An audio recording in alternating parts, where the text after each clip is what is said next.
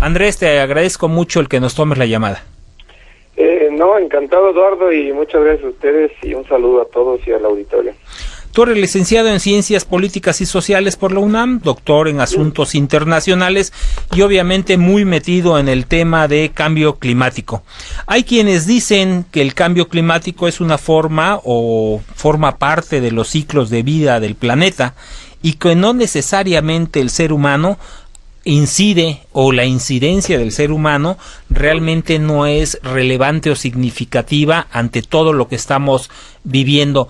¿Cuál es tu percepción? ¿Cuál es tu opinión? Pues es un debate importante de la contribución antropocéntrica al cambio climático, pero mira, más allá, yo no soy científico puro, no tengo la evidencia per se, pero si este fenómeno no fuera una realidad, no creo que habría tantas reuniones, convenciones, acuerdos, dineros, tecnología, etcétera, ¿no? Entonces como que algo debe haber de cierto para pensar que sí, el problema es real y es grave. Ahora bien, tomando en consideración que efectivamente los seres humanos somos los que propiciamos el calentamiento, el problema y todo esto, ¿cómo ves tú el panorama a mediano y largo plazo de continuar las cosas como van? Pues nada halagüeño, como dicen. Es decir, también ahí me voy a la evidencia. Llevamos 21 años de Convención Marco y llevamos unos pocos más, un pocos menos con el Protocolo de Kioto. Lo que se negocia ahora es el nuevo acuerdo global en materia de cambio climático. O sea, el mundo tiene que decidir cuál va a ser sus acciones a partir del 2020. Y este nuevo acuerdo tiene que estar listo nada menos que el próximo año.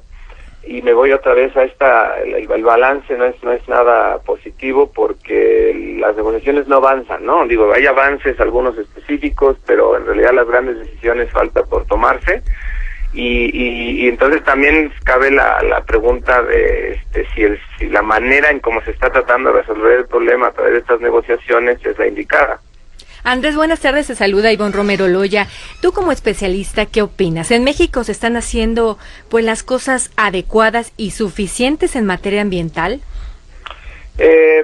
Yo creo que comparativamente con el resto, con el mundo en desarrollo, sí. México es líder. México ha puesto muchos ejemplos en materia de cambio climático, primero desde el área de las políticas públicas, con la Estrategia Nacional de Cambio Climático, el programa especial, y también a partir de la aprobación de la Ley General de Cambio Climático. También México pues ha cumplido con sus compromisos internacionales en materia de cambio climático, que básicamente es la publicación de comunicaciones nacionales. O sea, México, por decirlo así, en esta escuela de cambio climático es un buen alumno, ¿no? Si está haciendo su tarea.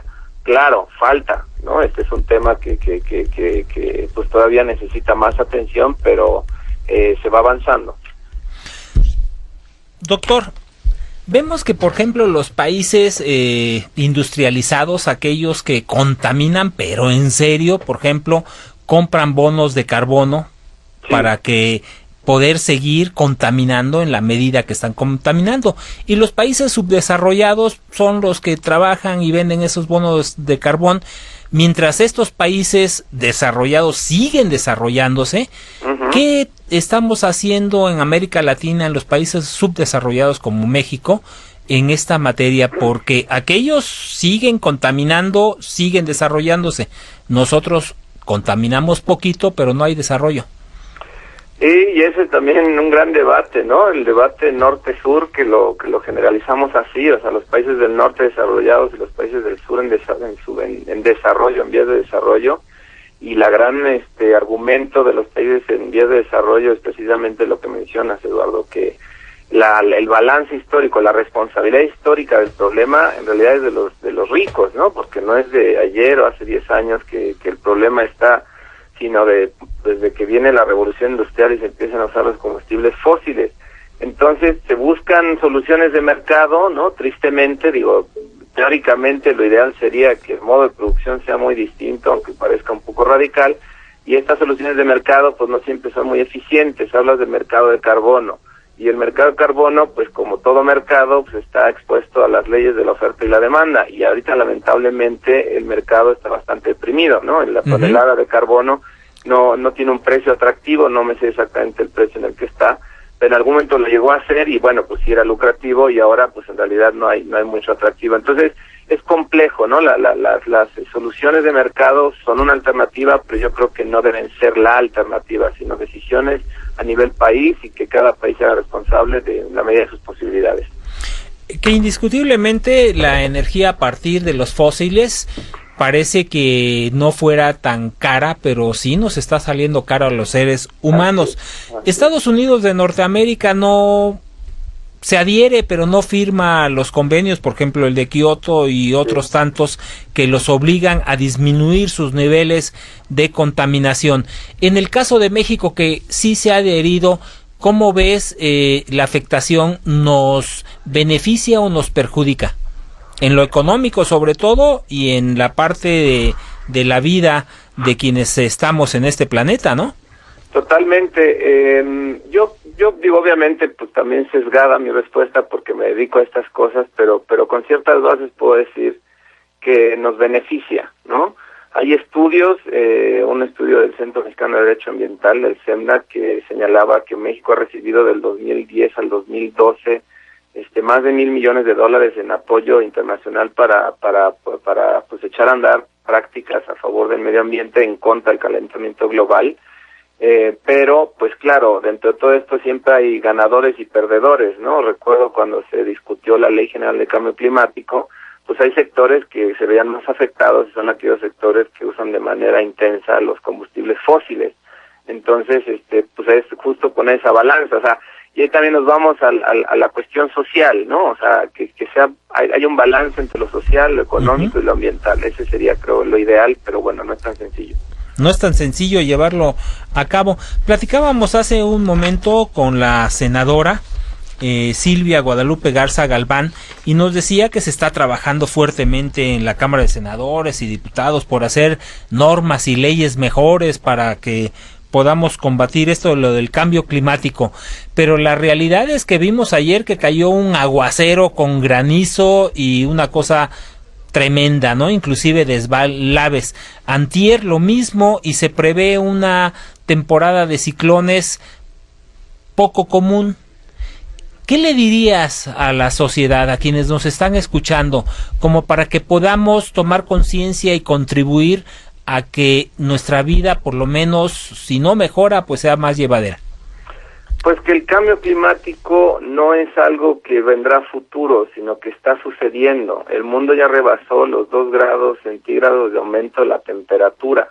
Y entonces, como estamos hablando de un fenómeno global, las afectaciones son globales, pero hay ciertas zonas, ciertas áreas mucho más vulnerables a que otras.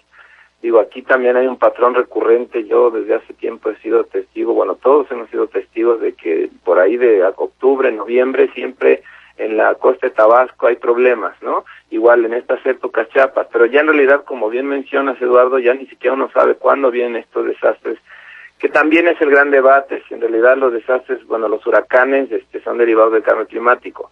Lo que sí es un hecho es que si la temperatura del planeta aumenta, también aumenta la temperatura del agua. Y el huracán finalmente se alimenta de agua, ¿no? De agua que va vaporizando y entonces cobra mucho más fuerza.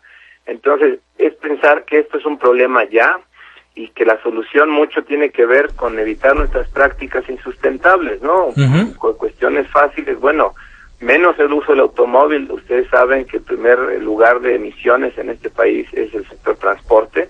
Entonces, menos el uso del automóvil, más a favor del uso de transporte sustentable o no motorizado, usar menos energía en la medida de lo posible, mantener nuestros bosques y selvas, ¿no? Que a su vez son sumideros de carbono, pero si uno se deshace de ellos, pues emiten este carbono que contienen.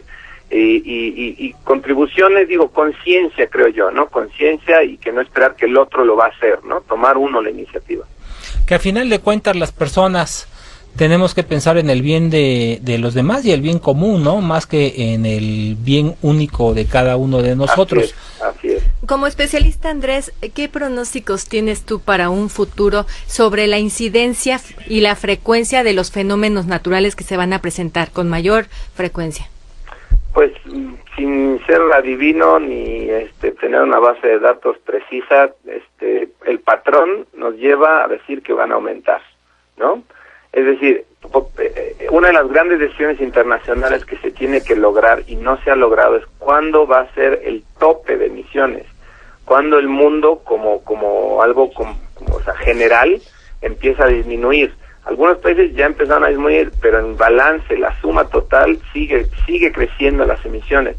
Más emisiones, pues más gases de efecto invernadero, más efecto de calentamiento global, más desastres naturales, ¿no? Es como una cuestión simplemente de raciocinio, es decir, para prever que esto, pues, en realidad va a aumentar. Pues ahí está el tema. Me gustaría invitarte, doctor Andrés Ávila Ackerberg, el que nos acompañes en este estudio, ahora que sea posible, para que abundemos sobre el tema, ¿no? Porque realmente hay mucha información.